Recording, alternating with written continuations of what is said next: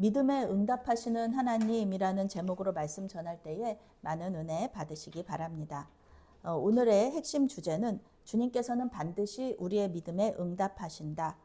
주님께서는 반드시 우리의 믿음에 응답하신다입니다. 때때로 우리는 잘못된 선택을 함으로써 우리 자신만이 아니라 우리가 속한 공동체 또 가족들을 어려움에 처하게 하는 때가 있습니다. 제가 어렸을 때는 지금은 아마 이 빚 보증을 못 쓰게 되는 걸로 알고 있는데 아버지들이 보증을 잘못 쓰셔가지고 가족들 전체가 경제적인 어려움에 처하는 그런 일들이 종종 있었습니다. 또 어머니들이 또 갯돈을 경제적으로 갯돈을 또 이렇게 떼어 먹히신다 그러잖아요. 개주가 도망을 간다 그래가지고 그런 경제적인 어려움에 이렇게 처했던 그런 경우들도 제가 몇 번 봤습니다. 정치인들의 잘못된 선택이 국민들 전체를 전쟁의 화마 속으로 몰아넣는 경우도 우리는 종종 봤습니다. 잘못된 선택이 우리 자신만이 아니라 우리가 속한 공동체를 궁지에 몰아넣을 때 나 혼자 이 고난을 겪는 것도 힘들고 이 고난에서 이 문제를 해결받는 것도 힘드는데 이 큰 공동체 전체가 어려움을 겪는다 그러면은 그 문제가 해결되는데 더 어려울 수밖에 없는 거죠. 절망하고 낙심할 수밖에 없습니다. 돌파구가 전혀 안 보이고 사방이 막힌 것처럼 느껴질 때, 그럴 때 우리가 기도할 수밖에는 없다는 겁니다. 예전에 선교사님 중에 한 분이 그런 얘기 하셨어요. 캐나다에서 사역을 하시게 됐는데 어떻게 하다가 그런데 이제 아기가 태어난 거예요. 근데 이 선교사님과 사모님은 굶어도 되지만 이 아기가 분유가 없어가지고 굶는 거를 참아보지 못하시겠다는 거였죠. 그때 뭐 선교사님이 돈을 벌자고 치면 못 버셨겠어요. 그런데 사역자기 때문에 하나님을 바라보는 그런 때였죠. 그때는 그랬습니다. 지금이야 뭐 이중직도 다 허용이 되고 그러지만 그때는 그렇게 하나님만 바라보던 그런 때였죠. 하나님의 방법과 시간은 우리하고는 다릅니다. 우리가 생각하는 시간하고는 달라요. 결국 그 선교사님도 어떤 분의 도움으로 분유를 받아서 이렇게 분유를 받으셨어요. 그분은 분유를 받아서 아기를 이렇게 먹였던 그 간증을 들은 적이 있습니다. 하나님의 방법, 하나님의 시간은 우리하고는 달라요. 우리 생각과 우리의 시간하고는 다를 수 있기 때문에 잘못된 선택에 대한 결과를 어느 정도까지 감당해야 된다는 거죠. 그 시간들이 있습니다. 우리가 견뎌야 되는 시간들이 있다는 겁니다.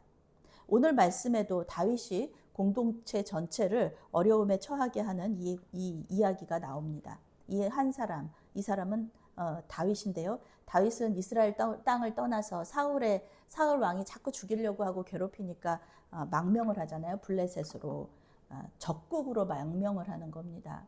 자기 혼자만 가는 것이 아니라 가족들 전체 데리고 가고요. 자기 부하들과 가족들 전체를 데리고 가는 거예요. 1만 명 정도 됐다. 2만 명 정도 됐다. 이렇게 얘기를 하죠. 1년 4개월을 이 블레셋 땅에서 살았습니다. 나름대로는 평화로운 삶을 살고 있었어요. 그런데 이 어려운 일이 갑자기 닥치게 되는데요. 그것이 뭐냐 하면은 블레셋과 이스라엘의 전쟁에 휩쓸리게 되는 겁니다. 1절, 2절 말씀 함께 읽겠습니다. 블레셋 사람들은 그들의 모든 군대를 아벡에 모았고 이스라엘 사람들은 이스라엘에 있는 셈 곁에 진쳤더라. 블레셋 사람들의 수령들은 수백 명씩 수천 명씩 인솔하여 나아가고 다윗과 그의 사람들은 아기스와 함께 그 뒤에서 나아가더니. 아멘. 블레셋과 이스라엘에는 항상 전쟁이 있었잖아요. 그러니까 블레셋에 망명한 다윗이 블레셋의 편에서 이스라엘과 전쟁을 해야 된다는 거, 그것은 이제 시간 문제였던 거예요. 반드시 그런 일은 반드시 일어난다. 다윗이 안 가고 싶다고 안 가는 게 아니라 아기스의 보호를 받고 있기 때문에 아기스 왕이 오라 그러면 가야 되는 거예요. 시간 문제였습니다. 다윗이 몸을 의탁한 가드왕 아기스는 다윗을 충성스럽게 생각해요. 용맹한 자신의 부하라고 생각하는 거예요. 그러니까 다윗은 그 아기스 왕이 오라 그러면 오고 가라 그러면 가는 그런 부하라고 생각했기 때문에 이스라엘과의 전쟁에 다윗과 그 부하들이 차출되어서 이제 가야 되는 거죠. 블레셋은 아벡에 진을 치고 이스라엘 평야에 있는 셈 곁에 진을 쳤다.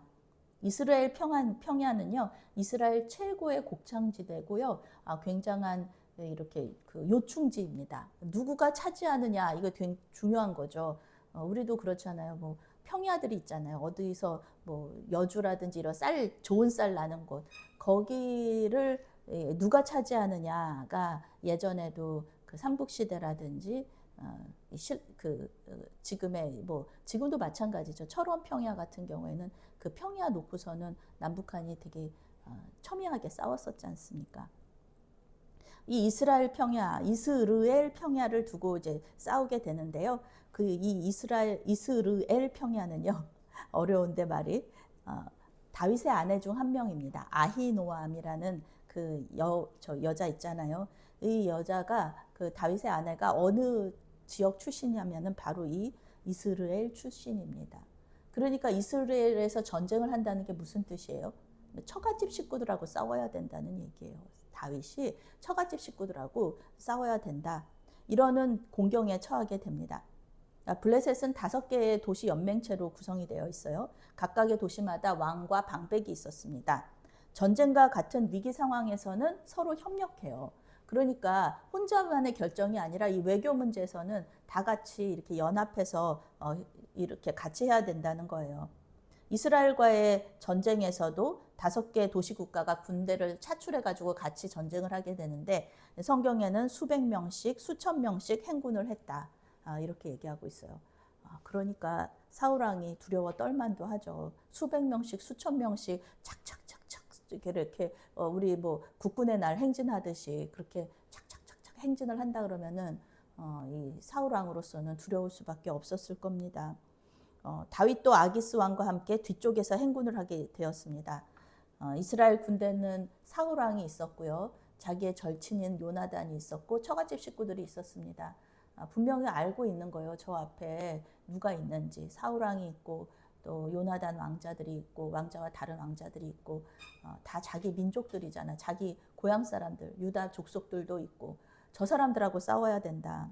만약 블레셋의 편에서 이스라엘과 싸우게 된다면 어떤 겁니까? 자기 백성들을 죽여야 되는 거잖아요. 자기 이스라엘의 그 기름 부음 받은 왕이잖아요.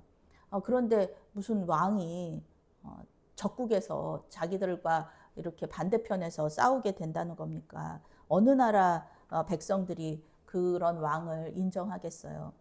이스라엘로 다시 돌아가도 이 사실, 적국의 블레셋의 편에서 자기들을 죽였다, 자기들과 싸웠다는 이 사실이 발목을 잡을 겁니다. 왕으로 세워져도 백성들의 지지를 못 받을 거고요. 정통성도 확보를 못했을 거다. 그렇다고 블레셋을 배신하고 이스라엘의 편에 서서 싸운다? 물론 이제 다윗은 아마 이런 생각을 하고 마지막에는 이래야 되겠다라고 생각을 했을 수도 있어요. 그런데 이렇게 싸운다 그러면은 지금까지 자기를 선대한 아기스 왕에 대한 의리를 저버리는 거잖아요. 자기 정말 어리석을 정도로 믿어줬는데 아기스 왕이, 그런데 이제 자기를 믿어줬던 이 아기스 왕을 배신하는 거고요. 그리고 지금 시글락 성에 가족들이 다 있거든요. 블레셋의 시글락 성에 가족들이 다 있는데 이렇게 다윗과 그 부하들이 돌아서 버리면 가족들 어떻게 합니까? 가족들을 해코지할 거 아니에요. 그러니까 다윗은 진퇴양난의 위기에 처하게 됩니다. 성경에는 나오지 않지만요, 이 다윗의 그 신앙을 바라보면은 분명히 회개하면서 기도하면서 한 걸음 한 걸음 나아갔을 것입니다. 기름 부음 받은 후부터 사울 왕을 피해서 광야에서 도망 다녔던 모든 과정이 하나님께서 준비하신 왕으로서의 훈련 기간이었기 때문에 블레셋에서의 그 망명 결정과 그에 따른 결과를 감당하는 가운데서도 이 하나님의 훈련은 계속되었다. 아무리 자신의 잘못된 결정으로 이와 같은 어려운 상황에 처해 있다고 해도 다윗은 하나님 믿는 사람이잖아요. 하나님이 인도하실 것이다. 이렇게도 못하고 저렇게도 못하는 상황에서 살 길을 열어주실 분은 하나님밖에 없다는 사실을 다윗이 계속해서 배우게 되는 것입니다. 3절과 4절 말씀 함께 읽겠습니다. 3절, 4절. 블레셋 사람들의 방백들이 이르되 이 히브리 사람들이 무엇을 하려느냐 하니 아기스가 블레셋 사람들의 방백들에게 이르되 이는 이스라엘 왕 사울의 신하 다윗이 아니냐. 그가 나와 함께 있은지 여러 날 여러 해로되 그가 망명하여 온 날부터 오늘까지 내가 그의 허물을 보지 못하였노라. 블레셋 사람의 방백들이 그에게 노한지라. 블레셋 방백들이 그에게 이르되 이 사람을 돌려보내어 왕이 그에게 정하신 그 처소로 가게 하소서. 그는 우리와 함께 싸움에 내려가지 못하리니 그가 전장에서 우리의 대적이 될까 하나이다. 그가 무엇으로 그 주와 다시 화합하리이까? 이 사람들의 머리로 하지 아니하겠나이까? 아멘. 이 진퇴양난의 상황에서 돌파구를 만든 사람들이 바로 놀랍게도 블레셋의 방백들입니다. 우리는 하나님께서 우리가 생각하지도 못하는 방식으로 우리를 구해주시고 도와주시는 그런 경험들을 했어요. 묘수도 마찬가지입니다. 블레셋 사람들은 이미 다윗이 이 블레셋에 망명 와 있다는 것을 알고 있었어요. 그들이 놀라고 분노했던 것은 다윗이 이 전쟁터에 군인으로 서 있다는 거를 놀라고 당황하고 또 분노한 거예요. 가드왕 아기스는 어리석은 사람이라고 성경에서는 그렇게 얘기를 하고 있어요.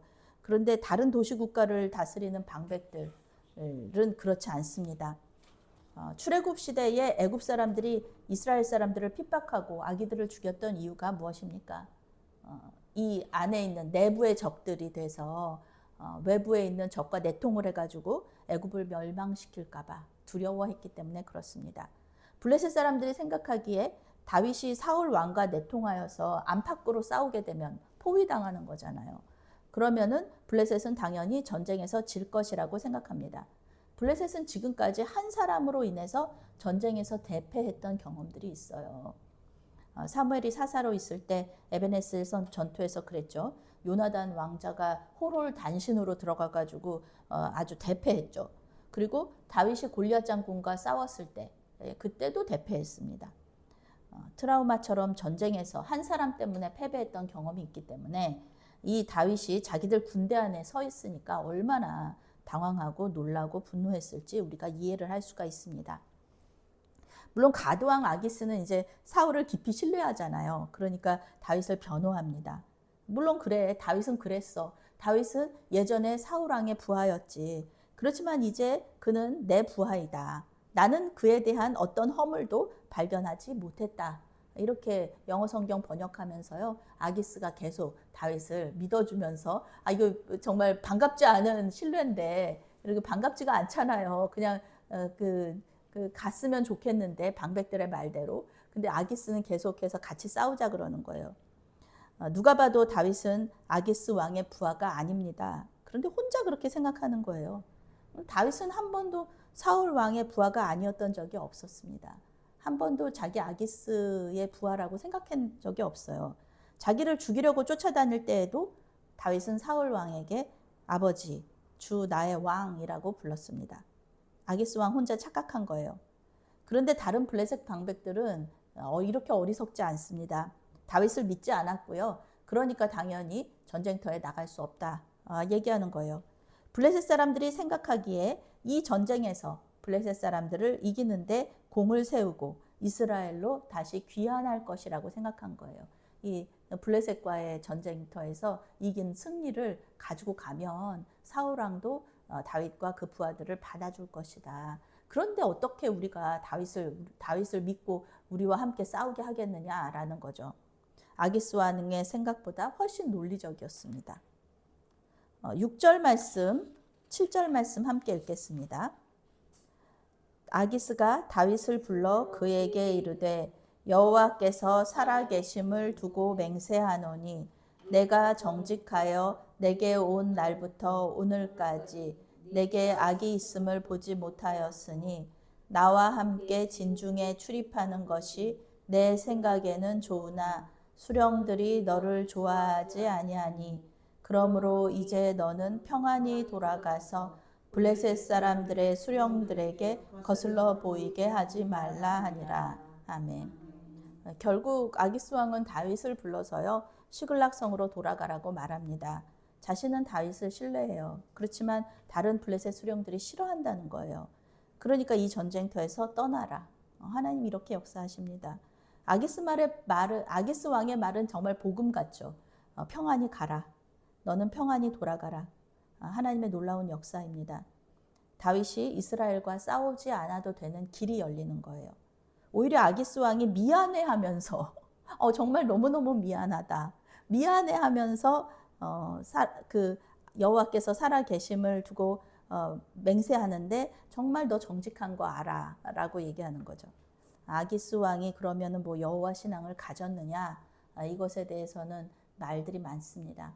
아기스 왕이 여호와의 사심을 두고 맹세했으니까 분명히 여호와 신앙을 가지고 있다 이렇게 얘기할 수는 없다는 겁니다. 그저 다윗의 신앙을 존중하기 위해서 이런 얘기를 했다는 거죠. 그래서 이제 너는 평안히 돌아가라. 원어 성경으로도 평안이라는 거는 샬롬이에요. 하나님이 주시는 평안인데 물론 사람이 주는 평안과 하나님이 주시는 평안은 다를 수 있지만 이때 이 평안이 다윗에게는 임한 겁니다. 더 이상 이 전쟁 때문에 정말 오도 가도 못하는 이런 상황에서 하나님께서 평안을 허락해 주셨고 그리고 이제 이 돌파구가 마련이 된 겁니다. 8절부터 11절 말씀 함께 읽겠습니다. 다윗이 아기스에게 이르되 내가 무엇을 하였나이까 내가 당신 앞에 오늘까지 있는 동안에 당신이 종에게 무엇을 보셨기에 내가 가서 내 주 왕과 싸우지 못하게 하시나이까 하니 아기스가 다윗에게 대답하여 이르되 내가 내 목전에 하나님의 전령같이 선한 것을 내가 아나 블레셋 사람들의 방백들은 말하기를 그가 우리와 함께 전장에 올라가지 못하리라 하니 그런즉 너는 너와 함께 온 내 주의 신하들과 더불어 새벽에 일어나라. 너희는 새벽에 일어나서 발거든 곧 떠나라 하니라. 이에 다윗이 자기 사람들과 더불어 아침에 일찍이 일어나서 떠나 블레셋 사람들의 땅으로 돌아가고 블레셋 사람들은 이스라엘로 올라가니라. 아멘. 다윗은 아주 당당하게 내가 왜 떠나야 되느냐 큰 소리를 치면서 이 절체절명의 위기에서 탈출합니다. 다윗은 아기스 왕에게 자신이 종이라고 말하지만은요 누구의 종이라는 말이 없어요. 내 주 왕의 원수라고 이야기하지만 이것도 해석하기에 따라서 내 주 왕의 원수가 블레셋이 될 수도 있는 거고 또 이스라엘이 될 수도 있는 겁니다. 하나님께서는 다윗을 도와주셨어요. 그래서 전쟁 직전에 새벽 일찍 다윗은 전쟁터로 떠나게 됩니다. 사울 왕은 이때 엔돌의 신접한 여인한테 갔지만 다윗은 끝까지 하나님 바라보고 붙잡았다는 거예요. 사울 왕과 요나단 왕자의 죽음에 대해서 어떤 책임도 없이 빠르게 전쟁터를 떠날 수 있게 되었습니다.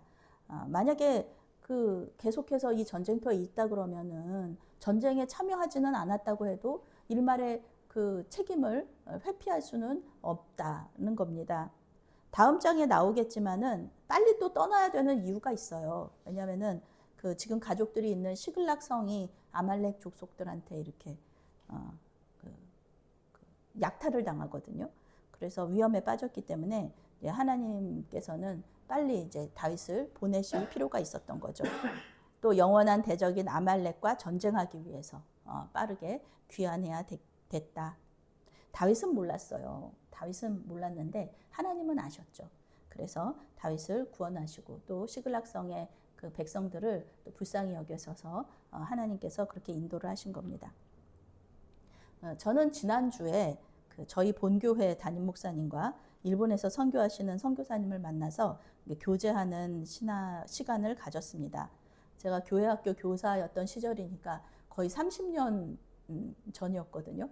그 30년 전으로 돌아간 것 같아가지고 그때 당시에는 이 목사님과 그 선교사님이 우리 교회 저희 본교회의 전도사님들이셨어요. 그래서 그 시절로 돌아간 것처럼 아주 즐거운 시간을 보내고 또 목사님들에게 목회의 또 선배 목사님들이시니까 목회하는 그 방법들도 배우는 그런 좋은 시간이었습니다. 그런데 이제 이 일본 선교사님이 그 선교하시면서 겪었던 어려움을 얘기해 주시는 거예요. 우리 목사님 그렇게 선교사님 얘기하고 싶으셨던 것 같아요. 저는 하나님의 인도하심이라고 생각하는데 참 마음이 아팠습니다. 그러면서 은혜를 받기도 했습니다. 일본 고베에서 사역을 하시는데요. 지금까지 계속 그곳에서 사역을 하시는 거예요. 고베에서. 그런데 일본 고베에 이제 처음에 가셨을 당시에 얼마 안 된 시기에 성도들이 갑자기 은혜를 받아가지고 교회를 건축하자고 했다는 거예요. 네, 근데 그때 당시에는 우리나라보다 더 잘 살았거든요. 지금도 잘 살지만 20년, 30년 전에는 일본이 더 잘 살았고요. 그리고 엔화도 우리나라 그 원화하고 차이가 많이 났습니다. 환율 차이도 있었어요.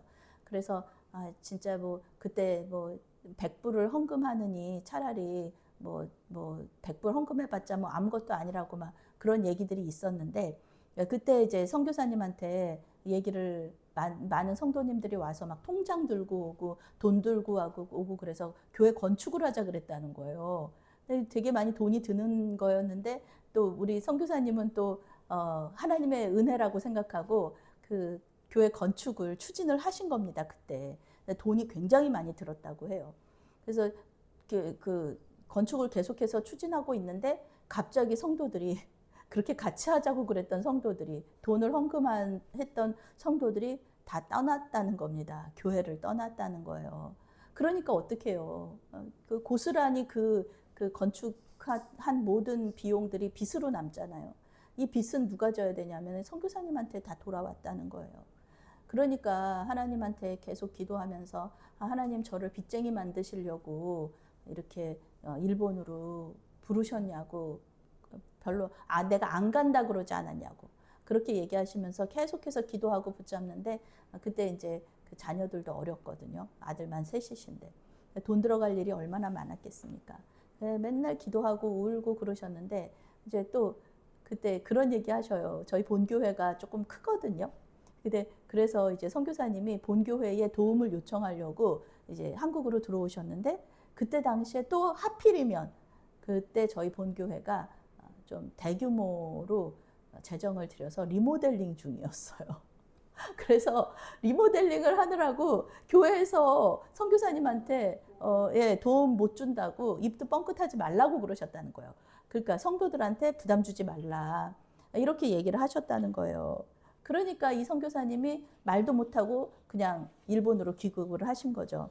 정말 절체절명의 순간에 기도만 하셨다. 그때 참 힘들었다라고 그렇게 말씀을 하셨어요. 그래서 제가 말씀드렸어요. 그 문제 어떻게 해결하셨냐? 빚 다 갚으셨냐? 그랬더니 목사님이 건물이 날라갔다. 교회가 날라갔다. 그러면서 이렇게 빚도 갚고 그 어려움을 해결했다. 하나님이 정말 도와주셨다.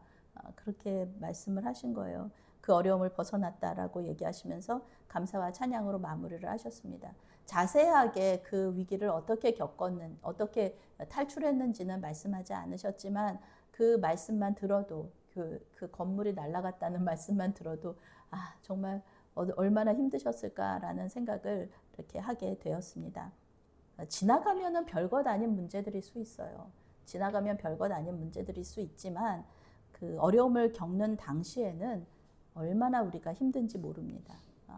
나중에 지나가고 보면은 그래 그때 그랬지. 하나님께서 그렇게 도와주셔서 정말 위기를 탈출했지.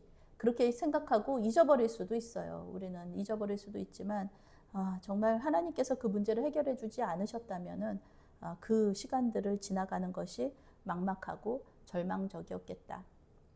우리는 이렇게 뒤돌아보는 거죠. 성찰해 보는 겁니다.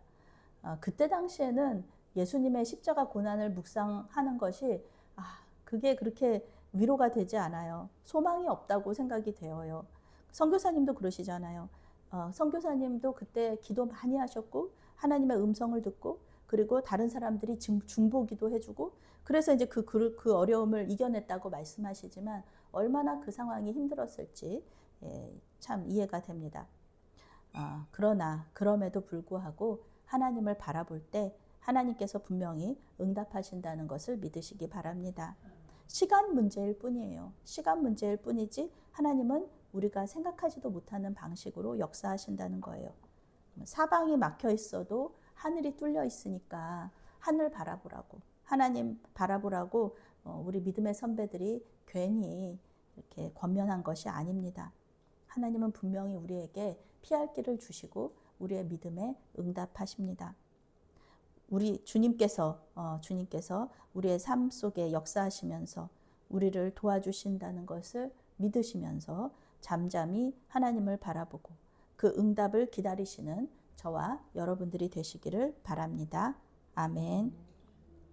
사랑의 하나님, 우리의 삶 속에서 역사하시며 우리에게 피할 길을 주시고 구원의 길로 인도하심에 감사와 찬양을 올려드립니다. 막막할 때 주님 바라보게 하시고 절망 속에서 소망을 가지게 하여 주시옵소서. 예수님의 이름으로 기도합니다. 아멘.